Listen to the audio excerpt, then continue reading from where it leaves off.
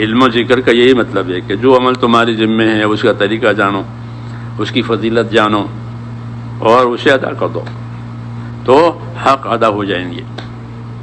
اتنی آسان بات ہے،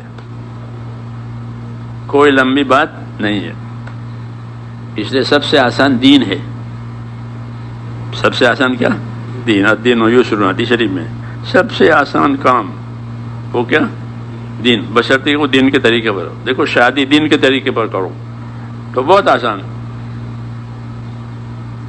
شادی اور نکاح دین کے طریقے پر کرو تو بہت آسان۔ سفر میں بھی کر سکتے ہو، گھر میں بھی کر سکتے ہو، حج میں بھی کر سکتے ہو، لوگ حج میں نکاح پڑھتے نہیں۔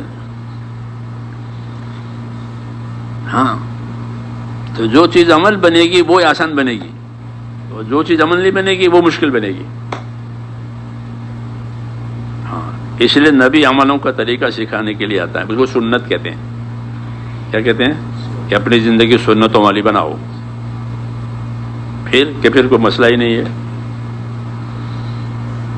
اپنی زندگی سنتوں والی بناؤ۔ نبی کو نبی ماننے کا مطلب ہی یہی ہے کہ ان کے طریقوں پر چلایا جائے اپنے آپ کو، ان کی سنتوں کو اپنے آپ کو پابند کیا جائے۔ محمد رسول، کلمے کے دو حصے ہیں، ایک لا الہ الا اللہ اور ایک محمد رسول اللہ۔ کہ حکم اللہ کے آئیں گے، طریقے محمد صلی اللہ علیہ وسلم کے ہوں گے۔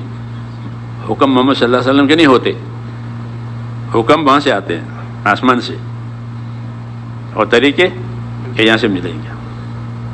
ہاں، ان کا جاننا ضروری ہے، اسی کا نام علم و ذکر ہے کہ یہ اللہ کا حکم ہے، یہ نبی کا طریقہ ہے، یہ اللہ کا حکم ہے، یہ نبی کا طریقہ ہے۔ اب لوگ اس کو سیکھتے نہیں ہیں، تو بغیر سیکھے ہر کام مشکل۔ بغیر سیکھے سائیکل چلاوے، پیدل سائیکل چلا سکتے ہیں؟ نہیں چلا سکتے۔ کیوں؟ کہ سیکھا نہیں ہے۔ حالانکہ وہ اتنی کہ خطرناک چیز نہیں ہے کہ ہاں، لیکن سیکھنا ضروری ہے۔ تو میرے بھائیو، آج دین مشکل اس لیے ہو گیا ہے کہ اس کے سیکھنے کا رواج ختم ہو گیا۔ کہ دین سیکھو، دین سیکھو تاکہ دین آسان ہو جائے۔ بغیر سیکھے ہر کام مشکل۔ تو دین آج مشکل ہو گیا کہ اس کے سیکھنے کا رواج نہیں رہا۔ یہ عمومی محنت عمومی طریقے سے دین سیکھنے کے لیے ہے، یہ عمومی محنت ہے۔ اللہ کے راستے میں نکلو اور عمومی دین سیکھو، کلمہ سیکھو سب سے پہلے، ہے نا؟ کسی کو کلمہ یاد نہیں ہے تو آپ کلمہ سکھاؤ گے نہیں سکھاؤ گے؟ تو عمومیت کا مطلب ہے کہ شروع سے بہت سے لوگ ایسے ان کو کلمہ یاد نہیں ہے، کلمہ نہیں جانتے، تو کیا کرو گے کہ ان کو یہ کلمہ سکھائیں گے۔ بہت سے لوگوں کو نماز یاد نہیں ہے تو ان کو نماز یاد دلائیں گے۔ بہت سے لوگوں کو دین سیکھنے کی توجہ نہیں ہے تو دین سیکھنے کی توجہ دیں گے۔ تو یہ دعوت میں کہ دعوت ہے اس لیے کہ زندگی کے طریقے سیکھو اور اس کو سکھاؤ۔ نہ جانتے ہو تو جاننے والوں سے پوچھا کرو۔ علم و ذکر کا یہ مطلب ہے۔ آدمی ڈاکٹر کے پاس جاتا نہیں جاتا، کیونکہ علاج جانتا نہیں ہے تو علاج جاننے والا کے پاس جاتا ہے۔ بلڈنگ بنانی ہے تو بلڈر کے پاس جاتا ہے، کوئی سرکاری کام ہوتا ہے تو وکیل کے پاس جاتا ہے۔ کورٹ کچہری کا کام ہے نا، تو کہاں جائے گا؟ وکیل کے پاس۔ ایسے دین کا کام ہے تو اور نہیں جانتے ہیں تو کہ دین کے جاننے والوں سے پوچھا کرو تاکہ غلط نہ کرو، تو غلط کرنے کا وبال آتا ہے اور صحیح کرنے کا انعام ہوتا ہے۔ اس لیے حکم ہے کہ جو چیز نہیں جانتے ہو اسے پوچھ لیا کرو، اسے یاد کر لیا کرو۔ فَاسْأَلُوا أَهْلَ الذِّكْرِ إِن كُنتُمْ لَا تَعْلَمُونَ۔ اگر تم نہیں جانتے ہو تو جاننے والوں سے پوچھ لیا کرو، جیسے دنیا میں رواج ہے۔ بھائی پوسٹ آفس کہاں ہے؟ پوچھیں گے نا آپ، بھائی پوسٹ آفس کہاں ہے؟ تو کوئی بھی بتا دے گا۔ یہ منع کرے گا؟ نہیں منع کرے گا۔ پوسٹ آفس ہے، ڈاکخانہ یہاں ہے، ریلوے اسٹیشن یہ ہے، رواج ہے، عادت ہے لوگوں کی، پوچھنے والے کو بتانے والے ملیں گے۔ یہی حکم دین میں بھی ہے کہ دین کے کام نہیں جانتے تو دین والوں سے پوچھا کرو، وہ بتائیں گے آپ کو، اسی سے علم ملتا ہے دین کا۔ علم و ذکر کا یہ مطلب ہے، علم و ذکر کا یہ مطلب ہے کہ دین کی جو بات نہیں معلوم ہے اسے پوچھا کرو، نہیں تو غلط کرو گے،